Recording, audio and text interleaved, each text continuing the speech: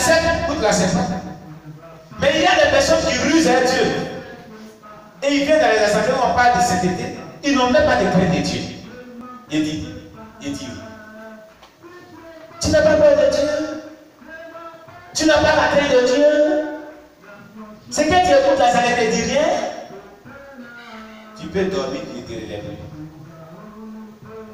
Il y a des gens qui marchent, ils sont partis. Ils ne sont pas prêts, ils sont partis. Ils vont là-bas, ils pleurent maintenant à l'enfer. Ça ne te dit rien toutes ces choses. Et je cherche la porte. Hein?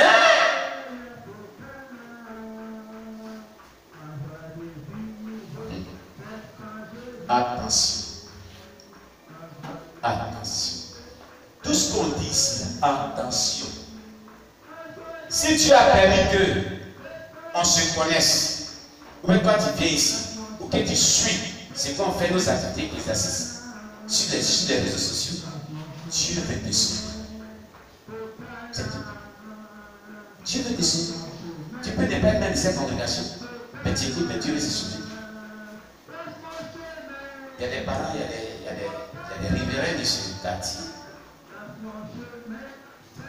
Moi, ils ne savaient pas que tout ce qu'on fait, c'est le bas formé en haut, là, ça fait du bien aux gens.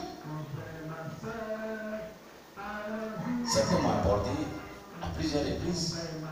Quand on se met, c'est-à-dire que tous les jours, on était en haut, à chaque programme. Les gens sont pleins de dire, bon, écoutez, ils veulent la paix. La paix. Vous savez ce que c'est que la paix? Nous, on a la paix de Jésus. Qui ne sont pas en paix. Et tout ça, ça fait des bruits dans leurs oreilles. Après de ça, ils ne peuvent pas étudier. Les enfants ne peuvent pas étudier, ils ne peuvent pas chercher des informations dans leur maison. Donc, si moi, je ne prends pas mes résolutions et leur arriver ce bac-là, ils vont m'envoyer une convocation de la police. Vous savez, il y a une loi en Côte d'Ivoire qu'on appelle nuisance sonore. C'est nuisance sonore.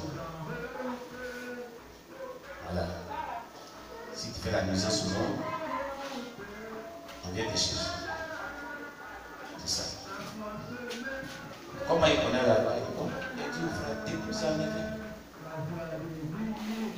Il ne fait pas la parole de Dieu. Dépose. Alors là, il y a des gens qui sont venus me voir et disent, non, ils ne sont pas sur le quartier.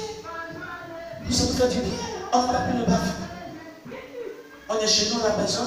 Tout ce qui c'est comme si on était ici. Ça nous fait du bien. Parce que ces genres de messages-là, ces vérités-là, on ne les reçoit pas aussi.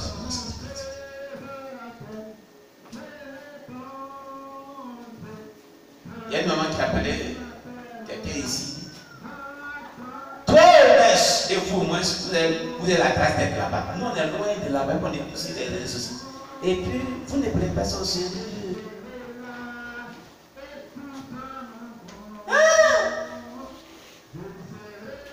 Maranatha! Il y en a qui ne devraient pas préparer Jésus. Dieu veut que nous soyons sauvés. La finalité de tout ça, là, tout ce qu'on fait ici, là, Dieu veut que nous vivons la sainteté. Écoutez, Dieu a dit depuis la Bible jusqu'à aujourd'hui, continue de parler. Les places qui restent pour le ciel sont très petites. Je dis bien très petites pour tout ce monde entier des chrétiens. Vous connaissez combien de personnes naissent dans la chrétienté sur terre? Vous connaissez? Quand on prend les églises, vous pouvez dénombrer. Mais il dit, beaucoup d'appelés de lui.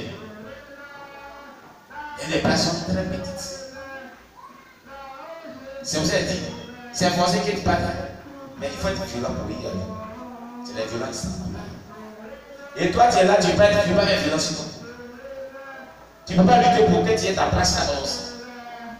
Des trucs à ne pas considérer, tu es dedans. C'est là que les bêtises ici, pellet, tu es dedans. Pellet. Il faut être en pellet. Il ne faut pas changer. Il ne faut pas changer. Faire tout ce qui est mauvais là, il ne faut pas changer.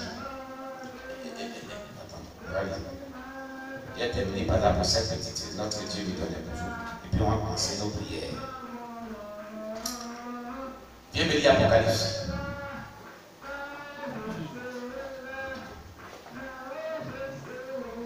Apocalypse. Dernier chapitre. Dernier chapitre, 22. Chapitre 22. Amen.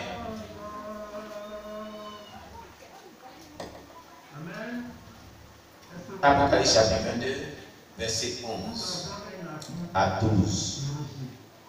À 13, pardon. Apocalypse chapitre 22, verset 11 à 13. Que celui qui est injuste soit encore injuste. Alors doucement. Que celui qui est injuste là, il n'a qu'à être encore injuste. Qui parle ici? Qui parle ici? Dieu, non? Hein? Tu es injuste, tu ne pas vivre la justice. On parle, tu fais ce que tu veux là. Si tu veux, il faut continuer dedans. Il est fatigué. Il a parlé de la jeunesse jusqu'à dernière part de sa parole. Et puis il a dit. Que celui qui est souillé se souille encore. Si tu te souilles dans le péché que tu veux, et on parle dans la colère, méchanceté, non serviable, haine, lenteur, et puis tout ce qu'on dit là, tu es indifférent, tu fais rébellion à Dieu lui-même sa parole. Il faut te souiller. Lui-même il a parlé, non? C'est pas dit qu'on est là, maman, tu comprends ça, non? Continue. Et que le juste pratique encore la justice. Voilà. Celui qui vit une vie de justice selon Dieu qui est bonne. Dieu aussi t'encourage à vivre cette vie aussi de justice qui est bonne. Tu te sanctifies, tu crains Dieu, tu t'obéis à ce qu'on te dit, tu n'es pas rebelle, tu n'es pas indifférent là. Dieu dit qu'il faut continuer comme ça aussi. De toute façon, il y a beaucoup de personnes. C'est pas ça? Il parle ici, puis il parle ici aussi. Parce que depuis longtemps, nous parlons ici ensemble. Nous tous. Dieu nous parle ici, nous tous. N'est-ce pas? N'est-ce pas? À la dernière part de sa parole. C'est ce qu'il a dit. Parce qu'il a parlé jusqu'à fatiguer. Hein? Celui qui est juste, c'est-à-dire celui qui marche dans la parole de Dieu. Celui qui est né de nouveau, qui se sanctifie, qui craint Dieu, il n'a qu'à continuer ses œuvres toujours. Continue. Et que celui qui est saint se sanctifie encore. Celui qui est saint se sanctifie encore. Pourquoi encore? Parce qu'il n'est pas encore quitté sur la terre. Il vit toujours. Qui continue de se sanctifier toujours. Qui n'arrête pas sa vie de sanctification. Qui la continue. Se sanctifie encore. Qui ne met pas fait en cela. C'est ce que Dieu est en train de dire. Continue. Voici. Je viens bientôt. Il dit quoi? Je viens bientôt. Non. Il va venir dans 1000 siècles encore. Il y a encore du temps. 1000 siècles. C'est ça, non? Donc c'est ce qui est écrit. Ou bien 10 milliards de siècles encore devant. Donc on a encore beaucoup de temps. C'est ce qui est écrit, non? Non, attendez, c'est pas ce qui est écrit. Hein? Non, à la place de bientôt là. On met 10 milliards de siècles, c'est ce qu'il est. C'est à quoi ça vient comme il veut. On laisse essayer de comprendre. Sinon, il a dit quoi? Voici, elle vient bientôt. Ah, c'est bien compris. Il dit il vient bientôt. C'est pas qu'il va venir à 1000 siècles qui est différent. Non. Bientôt, il va dire 1000 siècles, c'est-à-dire qu'il est là. Jésus est là. Et les différents témoignages de cette continuent depuis longtemps. Jésus est à la porte. Jésus est à la porte. Les trompettes viennent de la bouche. Jésus est à la porte. Les trompettes viennent de la bouche. On a vu enseignement dessus. L'enlèvement du retour de Jésus-Christ. La grande tribulation. On a vu tout ça là. Et aujourd'hui, on va voir. On a effectivement passé avec, comment dirais-je, le millénium. Le règne millénium de Jésus-Christ. On va voir la suite. Jésus est à la porte. Tout le monde dit Jésus. Dieu dit dans sa parole, il confirme cela par ces gens qui expérimentent le ciel et l'enfer, par des messagers de Dieu, les servants de Dieu, sur toutes les réseaux sociaux, partout. Ça chante partout, ça parle partout. Jésus est là. Et c'est dans ça qu'il faut être encore dans les popos, les miki-miki. Tu es encore dans tes plaies, dans la souillure, dans le mauvais caractère, dans les considérations. Et moi là, il a dit ça.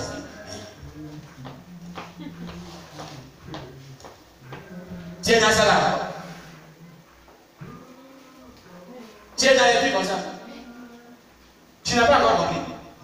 Pour ces gens, les personnes, Jésus va venir encore dans les 10 milliards de siècles. Ils ont encore le temps. Mais il faut se dire. Quand tu es un chrétien qui est rebelle à la parole, quand tu es un chrétien qui n'est pas loyal, quand tu es un chrétien qui ne vit pas sur la parole, ça veut dire que tu te dis que Jésus là, il vient bientôt là, tu n'es pas décédé. Pour toi, il t'a donné rendez-vous. Ce n'est pas bientôt.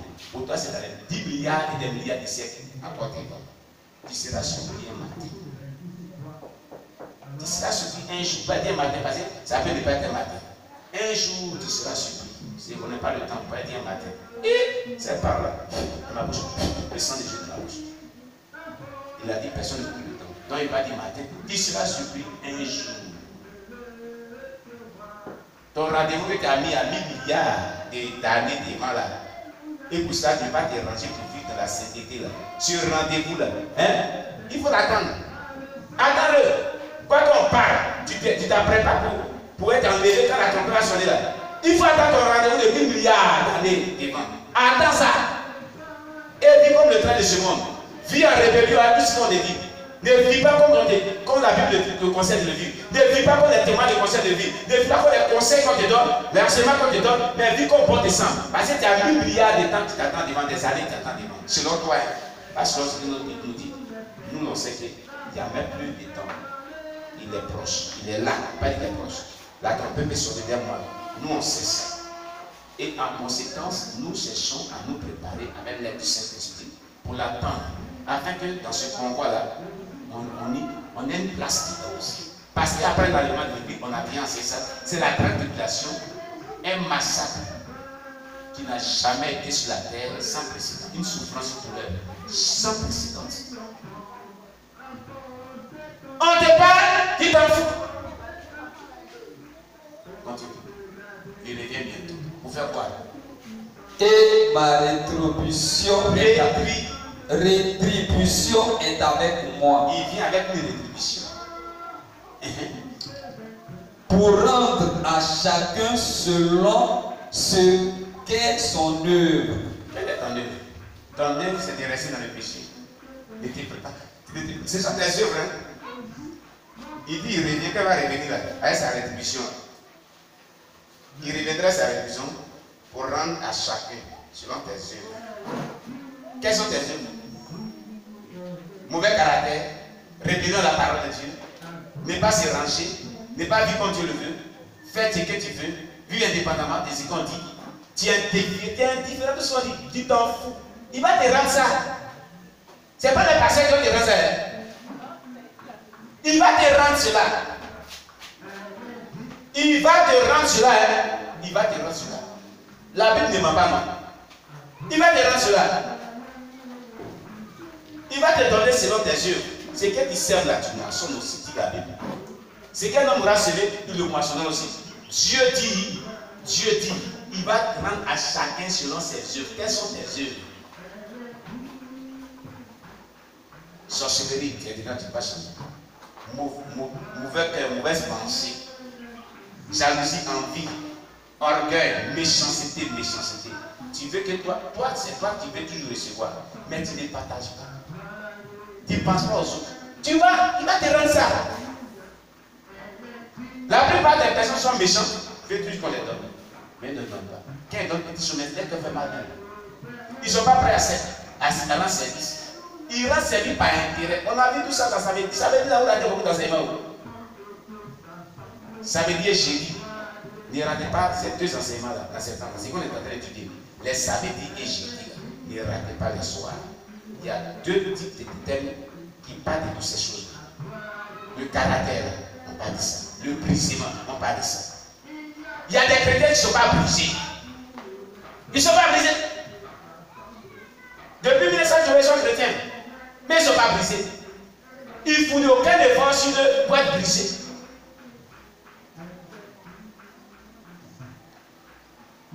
D'autres même dorment le pasteur dans le même bâtiment, mais ils ne sont pas brisés. C'est ça. Mais dis donc, jusqu'à quand? Jusqu'à quand